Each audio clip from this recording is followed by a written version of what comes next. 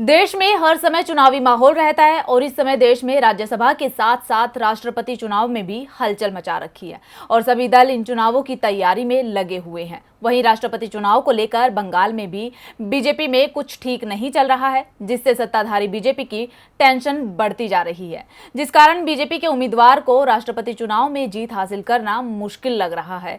आइए देखते हैं ये रिपोर्ट। देश में चुनाव को लेकर माहौल गर्म है। सभी दल जीत हासिल करने की कोशिश कर रहे हैं, लेकिन राष्ट्रपति चुनाव से पहले बंगाल बीजेपी में सब कुछ ठीक नहीं चल रहा है। बीते दिनों ही कदावर नेता और सांसद अर्जुन सिंह ने पार्टी छोड़ दी थी।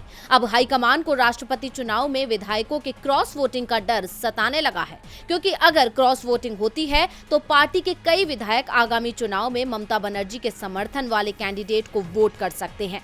बता दें कि बंगाल में जून 2021 से अब तक यानी 11 महीने में 7 विधायक बीजेपी छोड़ चुके हैं। इनमें मुकुल रॉय, विश्वजीत दास जैसे दिग्गज नेताओं के नाम शामिल हैं।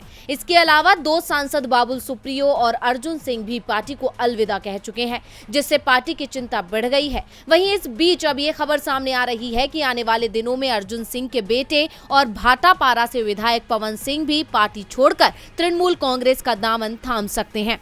पवन सिंह ने साथ ही दावा किया है कि बीजेपी के कई विधायक बीजेपी छोड़ तृणमूल में आएंगे। इसके अलावा बंगाल बीजेपी के पूर्व अध्यक्ष दिलीप घोष भी लगातार हाईकमान के खिलाफ उग्र तेवर दिखा रहे हैं। दरअसल दिलीप घोष ने पार्टी हाईकमान को नसीहत देते हुए कहा है कि बंगाल की बजाय अगर दिल्ली में पार्टी चलाई गई तो बंगाल में बीजेपी बर्बाद हो जाएगी। उन्होंने कहा कि कांग्रेस जब तक बंगाल से चल रही थी तब तक जिंदा थी, लेकिन जैसे ही दिल्ली से चलाया जाने लगा वैसे ही बर्बाद हो गई। बीजेपी बंगाल में मची खींचतान को खत्म करने के लिए एक्टिव है, लेकिन खींचतान खत्म कर पाएगी या नहीं ये अभी तय नहीं है।